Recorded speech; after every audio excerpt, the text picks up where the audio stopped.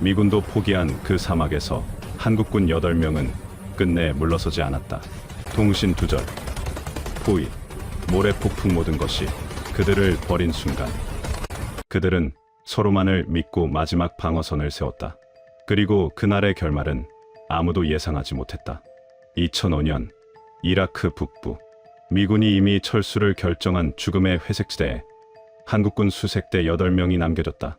모래 폭풍이 통신망을 끊어놓고 무장 세력은 그림자처럼 다가오고 있었다.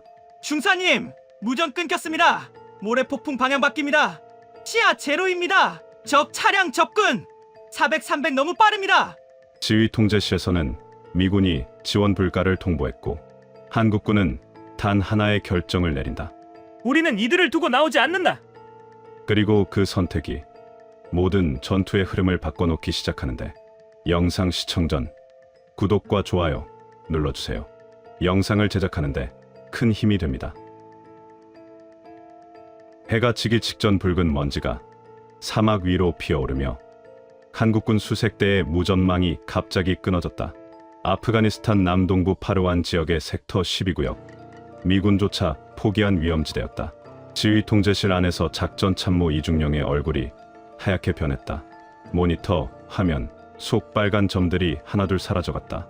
미군이 포기한 그 섹터 12에 지금 우리 애들이 있다고요? 열영상 카메라에는 정체 모를 무장 집단이 검은 점처럼 이동하고 있었다. 사막 너머에서 연속적인 폭발음이 메아리쳤고 모래바람이 거세게 몰아쳤다. 기온은 영하 10도까지 떨어졌고 건조한 공기가 폐를 찔렀다. 그 시간 전방에 남아있던 한국군 제7분대 8명의 병사들은 외부와의 통신이 두절된 채 모래 폭풍 속에 고립돼 있었다. 분대장 박상사는 몸을 낮추며 주변을 살폈다. K2 소총을 단단히 쥔 손에는 차가운 땀이 맺혔다. 먼 발치에서 들려오는 차량 엔진음은 분명 적의 증원부대였다. 디젤 엔진 특유의 굵은 소리가 사막 공기를 가르며 다가왔다. 이 지역은 미군도 철수했습니다. 한국군이 더 있을 이유가 없어요. 미군 연락관 존슨 중위의 말은 냉정했다. 그의 푸른 눈에는 이미 체념이 서려 있었다. 하지만 연대장 김대령은 곧바로 고개를 저었다. 저기 우리 아이들이 있는데 우리가 왜 철수합니까? 그의 목소리에는 30년 군복무의 무게가 실려 있었다. 폭발의 연기가 사라져갈 때쯤 사막 한가운데 남은 단 하나의 임시진지가 흔들렸다. 모래주머니로 둘러싸인 그 작은 요새 안에서 마지막까지 버티고 있던 8명의 병사들이 무전기에서 들리지 않는 목소리로 서로를 부르고 있었다. 박상사가 P2R 무전기를 다시 잡았다. 여기 제7분대. 본부 응답하세요. 하지만 돌아오는 것은 모래바람 소리와 잡음뿐이었다. 일병 김철수가 떨리는 목소리로 말했다. 상사님, 우리 혼자인가요? 20살 철수의 얼굴에는 공포보다는 걱정이 스쳐왔다. 고향 부산에 있는 어머니의 생각이 갑자기 떠올랐다. 박상사는 대답 대신 망원경을 들어 지평선을 확인했다. 검은 연기 기둥이 세 곳에서 피어오르고 있었다. 적들의 이동 경로를 알려주는 신호였다. 탈레반 무장 세력들이 이미 포위망을 좁히고 있었다. 그리고 그 순간 지휘관의 결심이 상황을 통째로 뒤집기 시작했다. 한국군은 남는다. 끝까지 지킨다. 김대령의 목소리에는 흔들림이 없었다. 작전실 안 모든 참모들이 숨을 죽였다. 사막 위에 지는 해가 혈색으로 물들어갔고 모래바람 속에서 들려오는 엔진음은 점점 가까워지고 있었다. 고립된 8명의 운명과 그들을 구하려는 한국군의 의지가 이제 막 충돌하려 하고 있었다. 이것은 단순한 철수가 아니었다. 이것은 한국군의 자존심과 전우회가 걸린 마지막 전투였다. 사막의 밤이 다가오고 있었고 진짜 싸움이 시작되려 하고 있었다. 제7분대 병사들은 서로의 눈을 바라보며 마지막 점검을 시작했다. 수류탄 6발, K2 탄창 9개, 물 2리터. 그리고 무엇보다 중요한 것은 서로에 대한 믿음이었다. 탈레반은 이미 5km 거리까지 접근했고 한국군 구조대는 아직 15km 떨어진 곳에 있었다. 시간과의 싸움이 시작됐다. 2005년 아프가니스탄 파르완 지역 섹터 12구역은 미군조차 수색을 포기한 회색지대였다. 폭발물 공격과 탈레반 무장 세력의 기습이 반복되던 위험지대로 악명이 높았다. 한국군 파병부대는 UN 지원 요청에 따라 인도적 지원 임무를 수행하던 중 미군의 긴급 요청으로 해당 지역 재정찰을 맡게 되었다. 온도는 섭씨 48도를 넘었고 공기 중에는 끊임없이 모래가 섞여 병사들의 목을 긁었다. 햇볕은 사정없이 내리쬐었고 장비의 금속 부분은 만지기 어려울 정도로 달아올랐다. 헬멧 안쪽으로는 땀이 줄줄 흘러내렸고 방탄복은 무겁기만 했다. 제7분대는 3대의 험비 장갑차와 소형 무인정찰기 한 대를 운용하며 현지 마을의 치안 상황과 무장 집단의 이동 경로를 조사 중이었다. 분대장 박태현, 상사는 32세, 베테랑으로 이라크 파병 경험까지 있는 노련한 지휘관이었다. 아버지는 베트남 전쟁에서 전사했고 부산 감천동에 있는 7살 아들 민수가 아빠의 귀환을 손꼽아 기다리고 있었다. 민수는 매일 밤 아빠가 보내준 편지를 읽으며 잠들곤 했다. 그날도 박상사는 병사들에게 반복적으로 훈련된 사막 전술을 점검하며 움직임을 신중하게 제안하고 있었다. 일병 김철수는 20살로 가장 어린 병사였지만 무전 운용과 장비 정비에는 누구보다 뛰어났다. 전자공학과 출신답게 복잡한 통신 장비도 능숙하게 다뤘다. 고향은 대전이었고 공학도였던 아버지의 영향을 받아 어릴 때부터 기계를 만지는 것을 좋아했다. 상병 이민호는 저격수로 드라구노프 저격총을 다루는 실력이 일품이었다. 500m 거리의 표적을 정확히 명중시킬 수 있는 실력자였다. 강원도 산골 출신으로 어릴 때부터 사냥을 배워 총기 다루는 솜씨는 타고났다. 하사 정승기는 폭발물 전문가로 IED, 즉석 폭발장치 탐지에 특화되어 있었다. 이미 수십 차례 폭탄을 해체한 경험이 있는 베테랑이었다. 서울 출신으로 냉정하고 침착한 성격이 폭발물 해체의 안성맞춤이었다. 그러나 예고 없이 거세진 모래 폭풍은 스캐닉을 무인정찰기를 추락시키고 그 충격은 상황 전체를 흔들어 놓았다. 위성통신까지 한 번에 끊겨버리자 수색대는 완전히 고립되었고 이군은 이 지역에서 작전 중지를 선언했다. 기지에서는 탈레반의 대규모 이동이 포착되었다는 정보가 들어왔지만 이미 통신이 두절된 상태였다. 제7분대가 마지막으로 보고한 위치는 알파 포인트에서 북동쪽으로 3km 지점이었다. 그 지역은 동굴과 바위산이 많아 매복하기에 최적의 지형이었다. 해발 2000m 고지대로 시야는 넓었지만 은폐물도 충분했다. 탈레반들은 이미 그 지역의 지형을 완벽하게 파악하고 있었고 한국군의 이동 패턴도 수일간 관찰해왔다. 현지 정보원들의 보고에 따르면 최소 50명 이상의 무장 세력이 그 일대에 집결해 있었다. 박상사는 부하들을 모래언덕 뒤편으로 집결시키며 상황을 재점검했다. K2 소총 탄약은 충분했지만 물과 식량은 이틀치밖에 남지 않았다. 무엇보다 통신이 두절된 상황에서 구조 요청조차 할 수 없었다. 그 와중 한국군 지휘부는 끝까지 수색대를 데리고 나온다는 명확한 방침을 세웠다. 김대령은 즉시 구조작전을 준비하라고 명령했다. 헬기 지원과 포병 지원을 총동원해서라도 제7분대를 무사히 구출해내겠다는 것이었다. 사막의 해는 서서히 지고 있었고 밤이 되면 기온은 영하 10도까지 떨어질 예정이었다. 시간은 없었고 적들은 이미 포위망을 좁혀오고 있었다. 운명의 시계바늘이 돌기 시작했다. 고립된 제7분대는 임시 방어진지를 구축하려 했으나 300m 떨어진 사구 뒤편에서 의심스러운 무장집단의 움직임이 포착되었다. 박상사가 망원경을 통해 확인한 결과 최소 15명의 탈레반 무장 세력이 포위기동을 시작하고 있었다. 흰색 터번을 두른 무장 세력들이 AK-47 소총을 들고 전투 대형을 갖추고 있었다. 접근 속도 빠릅니다. 차량 한 대, 오토바이 2대, 관측병 이민호의 목소리는 갈라졌고 박상사는 즉시 철수 명령을 내렸다. 하지만 사막의 지형은 철수를 허락하지 않았다. 첫 번째 험비 장갑차가 모래 구덩이에 바퀴를 파묻으며 속도를 잃었다. 엔진이 헛돌며 검은 연기를 뿜어댔다. 운전수 조상병이 필사적으로 가속 페달을 밟았지만 바퀴는 모래 속에서만 헛돌았다. 그 순간 적의 AK-47 기관총 사격이 시작되며 모래가 폭우처럼 튀어 병사들의 얼굴을 스쳤다. 총성이 사막을 가르며 메아리 쳤고 총알이 장갑차 철판에 부딪히며 불꽃을 튀겼다. 의무병 최일병이 팔에 관통상을 입었고 붉은 피가 모래 위로 떨어졌다. 박상사는 응급처치를 하며 버텨. 아직 움직일 수 있다. 고 외쳤다. 최일병은 이를 악물고 고개를 끄덕였다.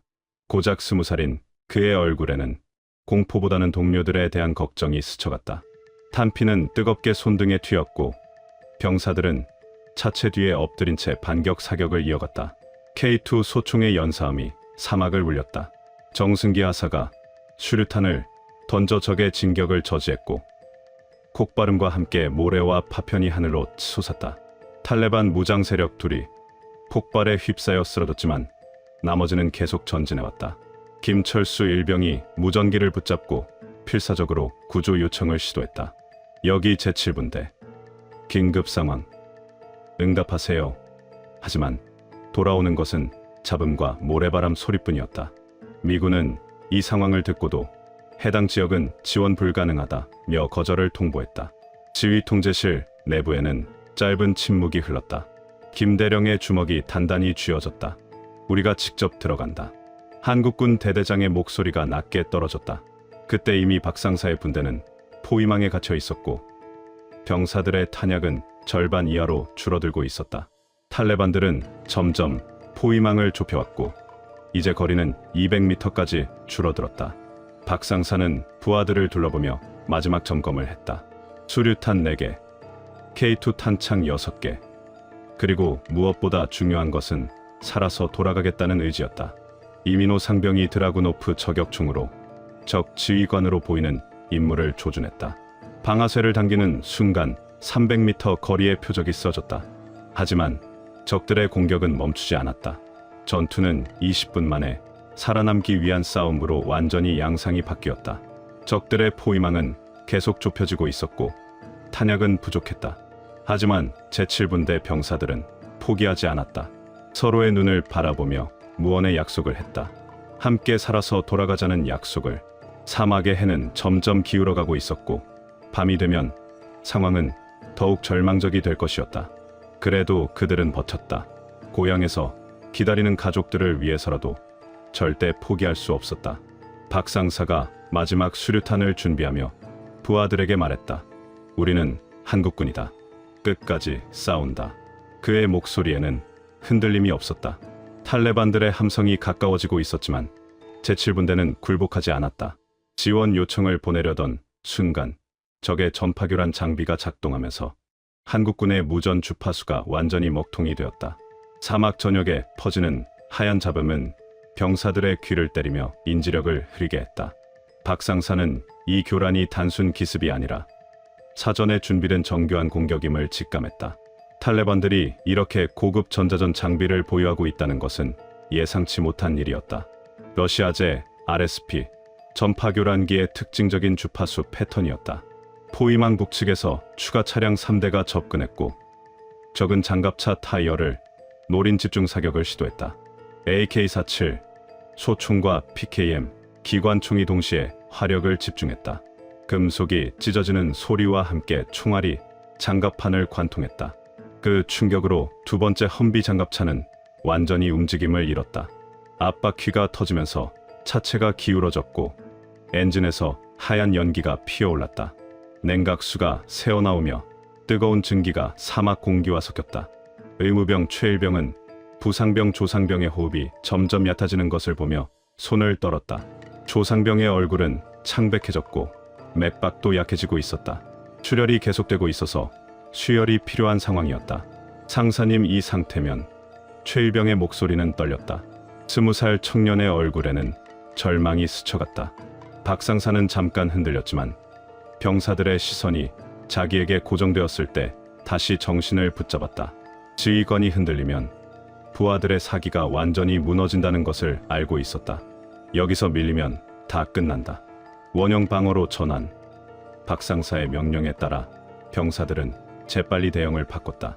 각자가 등을 맞대고 서로 다른 방향을 경계하는 최후 방어 대형이었다.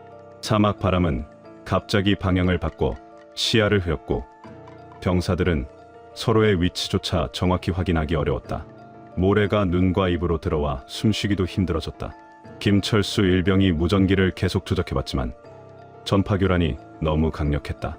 주파수를 바꿔봐도 소용없었고 비상 채널마저 막혀 있었다. 주파수를 바꿔봐도 안 됩니다. 철수의 절망적인 목소리가 바람에 실려 날아갔다. 정승기 하사는 수류탄을 하나 더 준비하며 적의 접근로를 주시했다. 하지만 모래바람 때문에 50m 앞도 보이지 않았다. 이민호 상병은 저격총 스코프로 적을 찾으려 했지만 모래가 렌즈를 가렸다. 분대는 이제 보이는 것 하나 없는 사막 한가운데에서 모든 공격을 견뎌야 했다. 탈레반들은 이 상황을 노리고 포위망을 더욱 좁혀왔다. 엔진음이 사방에서 들려왔지만 정확한 위치를 파악할 수 없었다. 박상사는 부하들에게 등을 맞대고 원형으로 배치하라고 명령했다. 각자가 서로 다른 방향을 감시하며 사각지대를 없애는 전술이었다. 조상병의 상태는 계속 악화되고 있었다. 최일병이 응급처치를 하고 있었지만 의료 장비가 부족했다. 수혈팩도 없었고 진통제마저 떨어져갔다. 상처 부위를 압박붕대로 감쌌지만 출혈을 완전히 멈출 수는 없었다. 탈레반들의 함성이 모래바람을 뚫고 들려왔다. 그들은 이제 100m 거리까지 접근한 듯했다. 박상사는 마지막 결심을 했다. 살아남기 위해서는 공격적으로 나가야 했다. 방어만으로는 한계가 있었다. 철수야, 신호탄 쏴라. 김철수가 적색 신호탄을 하늘로 쏘았다. 붉은 불빛이 모래바람 속에서 잠깐 반짝였다가 사라졌다. 그것이 그들이 살아있다는 마지막 신호였다. 하지만 누가 그 신호를 볼지는 알 수 없었다. 전파교란은 계속되고 있었고 적들은 점점 가까워지고 있었다. 제7분대는 정말로 절체절명의 위기에 처해 있었다. 탄약도 부족하고 부상병도 있고 통신도 두절된 상황에서 적들만 계속 늘어나고 있었다. 사막의 밤은 순식간에 냉기와 강풍으로 바뀌었다. 기온이 영하 10도까지 떨어지면서 병사들의 입에서 하얀 입김이 피어올랐다. 불빛 하나 없는 어둠 속에서 적은 접근을 멈추지 않았다. 탈레반들의 발자국 소리가 모래 위에서 조심스럽게 들려왔다. 병사들은 극도로 지친 상태였지만 경계 태세를 풀지 못했다. 박상사는 모래에 무릎까지 파묻힌 채 부상병 조상병의 체온을 담요로 유지하려 했지만 손이 미세하게 떨렸다. 조상병의 얼굴은 창백해졌고 호흡이 가빠져 있었다. 출혈은 멈췄지만 탈수와 쇼크 증상이 나타나고 있었다. 상사님 집에 전화하고 싶습니다. 김철수 일병이 작게 말했다. 고향 대전에 있는 부모님 생각이 간절했다. 아버지는 공장에서 일하시고 어머니는 식당에서 아르바이트를 하며 아들의 군복무를 지켜보고 계셨다. 살아나가서 해. 여기선 누구도 죽지 않는다. 박상사의 목소리는 낮았지만 단단했다. 그의 말 속에는 30년 군복무의 무게와 부하들에 대한 책임감이 담겨 있었다. 적은 소음기를 장착한 저격을 시도했고 총탄 하나가 장갑차 옆을 스쳤다. 금속이 갈리는 소리와 함께 불꽃이 튀었다. 모래바람 속에서 병사들은 서로의 숨결만으로 위치를 파악하며 버텼다. 최일병이 조상병의 맥박을 재면서 걱정스럽게 박상사를 바라봤다. 상사님, 이 친구 맥박이 너무 빨라요. 최일병의 목소리에는 불안이 섞여 있었다. 의무병 교육을 받았지만 이런 극한 상황에서의 응급처치는 처음이었다. 정승기 하사가 야간 투시경으로 주변을 살폈다. 열흘 반 거리에서 희미한 열 신호가 움직이고 있었다. 적들이 포위망을 더욱 좁혀오고 있었다. 이민호 상병은 저격총을 단단히 쥐고 있었지만 어둠 속에서는 정확한 조준이 어려웠다. 멀리서 울리는 전투 차량 엔진음이 희미하게 들렸지만 그것이 아군인지 적인지 확인할 수 없었다. 소리의 방향도 바람 때문에 정확히 파악하기 어려웠다. 김철수는 계속해서 무전기를 조작했다. 전파교란이 약해지는 틈을 노려 구조 신호를 보내려 했지만 여전히 잡음만 들렸다. 본부, 응답하세요. 제7분대입니다. 철수의 목소리는 점점 절망적이 되어갔다. 그들은 아무도 오지 않을지도 모른다는 절망 속에서 스스로를 붙들어야 했다. 박상사는 부하들을 둘러보며 각자의 얼굴을 확인했다. 모두 지쳐 있었지만 눈빛만은 살아 있었다. 우리가 서로밖에 없다. 박상사가 낮은 목소리로 말했다. 하지만 그것만으로도 충분하다. 조상병이 미약한 목소리로 말했다. 상사님, 저 괜찮습니다. 다른 애들 걱정하세요. 21살 청년의 입에서 나온 말이라고 믿기 어려울 정도로 성숙한 말이었다. 최일병이 눈물을 참으며 조상병의 손을 꽉 잡았다. 야, 이 새끼 혼자 죽으려고 하지 마. 평소에는 조용한 최일병이 처음으로 거친 말을 했다. 정승기 하사가 수류탄 핀을 살짝 당기며 준비 자세를 취했다. 적들이 50m까지 접근하면 최후의 수단을 써야 했다. 이민호는 저격총의 안전장치를 해제하며 호흡을 가다듬었다. 사막의 추위가 뼛속까지 스며들었지만 그들의 의지는 꺾이지 않았다. 서로를 지키겠다는 마음만이 이들을 버티게 하는 유일한 힘이었다. 박상사가 마지막으로 시계를 확인했다. 자정을 넘어서고 있었다. 얼마나 더 버틸 수 있을지 알 수 없었지만 포기할 수는 없었다. 고향에 있는 가족들과 전우들을 위해서라도. 하지만 그때 아군의 열영상 드론 신호가 갑자기 재개되었다. 김대령이 강행 투입한 새로운 차세대 소형 드론이 전파교란을 뚫고 상공에 진입한 것이다. 최신형 스텔스 기능을 갖춘 소형 정찰 드론으로 탈레반의 레이더망을 피해 침투했다. 드론 영상에는 제7분대 주변을 둘러싸고 있는 적의 포위망이 선명하게 찍혀 있었다.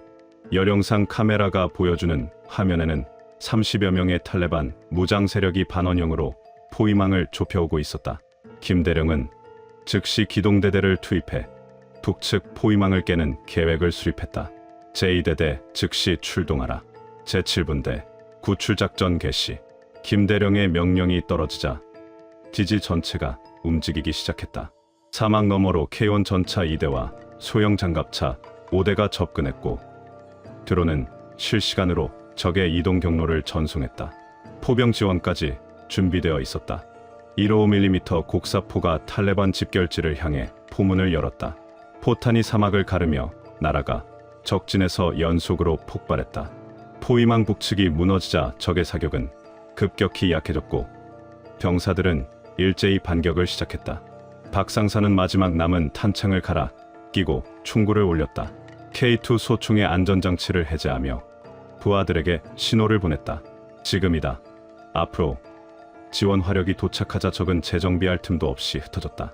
이민호 상병이 드라구노프 저격총으로 도주하는 탈레반 지휘관을 조준했다. 방아쇠를 당기는 순간 400m 거리의 표적이 써졌다. 정승기 하사가 수류탄을 연속으로 투척해 적의 퇴로를 차단했다. 폭발음과 함께 모래와 파편이 하늘로 솟았다. 드론이 길을 비추고 장갑차가 길을 열고 병사들이 뛰어들었다. K1 전차의 포성이 사막을 울렸고 탈레반들은 완전히 무너졌다. 김철수 일병이 무전기에서 아군의 목소리를 들었을 때 눈물이 터져 나왔다. 제7분대 응답하세요. 구조대 접근 중입니다. 철수는 떨리는 목소리로 대답했다. 여기 제7분대입니다.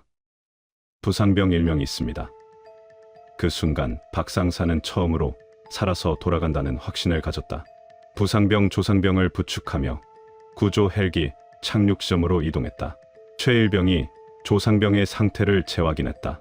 맥박이 안정되고 있어요. 최일병의 얼굴에 안도의 표정이 스쳤다. 구조 헬기 UH-160의 로터 소리가 사막 상공에서 들려왔다. 헬기에서 내린 의무대원들이 조상병을 들것에 올리며 응급처치를 시작했다. 생명에는 지장 없습니다. 의무대원의 말에 모든 병사들이 안도의 한숨을 쉬었다. 박상사는 부하들을 하나씩 확인하며 인원을 점검했다. 제7분대 8명 모두 무사했다. 김대령이 직접 헬기에서 내려 박상사를 맞았다. 수고했다. 김대령의 악수에는 진심 어린 감사가 담겨 있었다. 박상사는 경례를 하며 보고했다. 제7분대 임무 완수했습니다. 사막에 해가 떠오르기 시작했고 악몽 같았던 밤이 끝나고 있었다. 하지만 이들에게는 더 큰 시련이 기다리고 있었다. 살아남는 것과 집으로 돌아가는 것은 또 다른 이야기였다. 그래도 지금 이 순간만큼은 모든 것이 희망적으로 보였다. 지원대가 진지에 도착했을 때 병사들은 먼지투성이 얼굴로 서로를 끌어안았다. 박상사가 김철수를 껴안으며 등을 세게 두드렸다. 잘했다 철수야. 20살 청년의 어깨가 미세하게 떨렸다. 부상병 조상병은 즉시 의무 차량으로 이송됐고 분대 전원은 생존을 확인했다.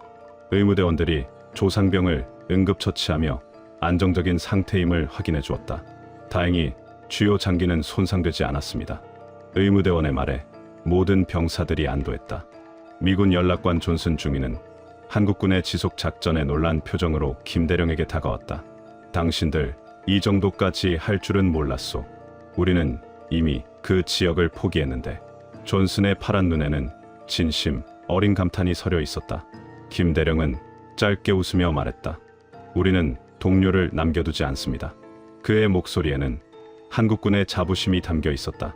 병사들은 장비를 정리하며 서로의 등을 세게 두드렸다. 이민호 상병이 드라구노프 저격총을 안전하게 보관하며 정승기 하사와 눈을 마주쳤다. 말없는 미소가 오갔다. 최일병은 의료 장비를 정리하며 조상병의 손을 꽉 잡았다. 야, 너 정말 놀랐잖아. 평소 과묵한 최일병의 말에 조상병이 미소를 지었다. 사막에 해가 떠오르자 밤새 쌓인 모래와 전투 흔적들이 황금빛으로 빛났다. 탄피와 수류탄 파편들이 모래 위에 널려 있었고 험비 장갑차의 총탄 자국들이 선명했다. 모든 병사가 살아 돌아왔지만 그들의 얼굴에는 복잡한 감정이 떠올랐다. 살아남았다는 기쁨과 그 과정에서 겪었던 공포가 동시에 존재했다. 박상사는 잠시 하늘을 올려다보며 깊은 숨을 쉬었다. 30년 군복무 중 가장 절망적인 밤이었지만 동시에 가장 자랑스러운 밤이기도 했다. 김철수가 무전기를 정리하며 박상사에게 다가왔다. 상사님, 우리 정말 대단한 거 맞죠? 박상사는 철수의 어깨에 손을 올리며 고개를 끄덕였다. 너희들이 대단한 거다. 그러나 서로를 지켰다는 사실만큼은 바뀌지 않았다. 제7분대 8명은 지옥 같은 밤을 함께 버텨냈고 아무도 포기하지 않았다. 헬기가 이륙 준비를 하는 동안 병사들은 마지막으로 전투 지역을 둘러봤다. 몇 시간 전만 해도 죽음의 공포가 엄습했던 그곳이 이제는 평온해 보였다. 탈레반들은 완전히 철수했고 사막은 다시 정적에 쌓여 있었다. 김대령이 박상사에게 다가와 악수를 청했다. 정말 수고했습니다. 박상사는 경례를 하며 답했다. 임무 완수했습니다. 하지만 그의 마음속에는 복잡한 감정이 교차하고 있었다. 살아서 돌아가는 기쁨과 동시에 전쟁의 참혹함에 대한 깊은 성찰이 있었다. 헬기 로터가 돌아가기 시작하면서 모래바람이 일었다. 병사들은 헬멧을 눌러 쓰고 서로의 어깨를 붙잡으며 헬기에 올라탔다. 조상병을 태운 의무 헬기가 먼저 이륙했고 제7분대가 탄 수송 헬기가 그 뒤를 따랐다.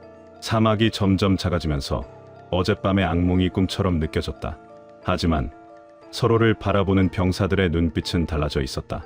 생사를 함께 한 전우에 대한 깊은 신뢰와 애정이 그 안에 담겨 있었다.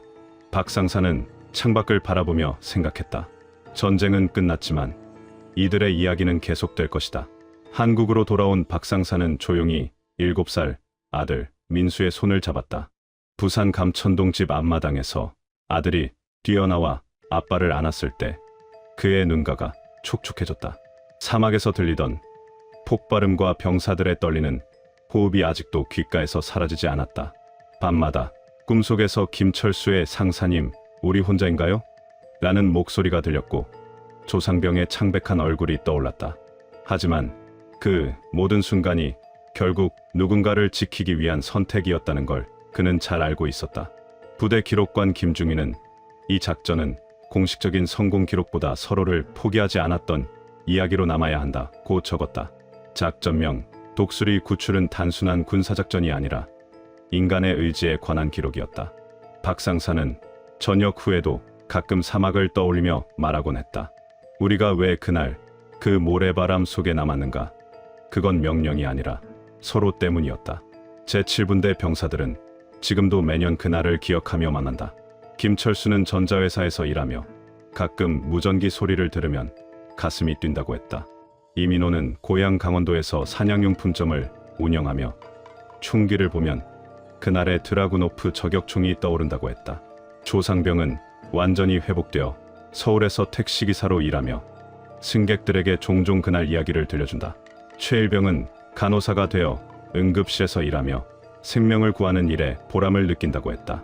정승기는 경찰이 되어 폭발물 처리반에서 일하며 여전히 냉정하고 침착하다.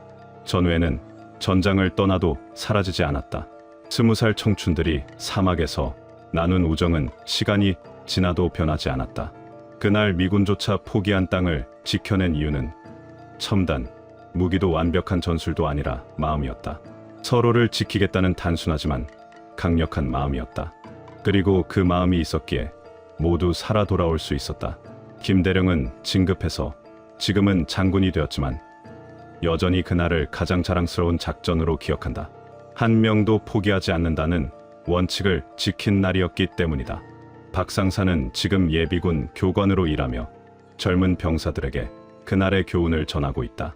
전쟁은 무기로 하는 것이 아니라 마음으로 하는 것이라고 말한다.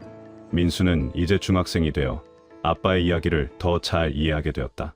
가끔 아빠가 멍하니 하늘을 바라볼 때 옆에 조용히 앉아준다. 마지막 장면에서 박상사가 조용히 말한다. 누군가는 기록해야 한다. 우리가 왜 싸웠는지를. 사막에서 보낸 그 하룻밤이 그들 모두의 인생을 바꿨다. 죽음 앞에서 서로를 지킨 경험은 평생 잊을 수 없는 보물이 되었다.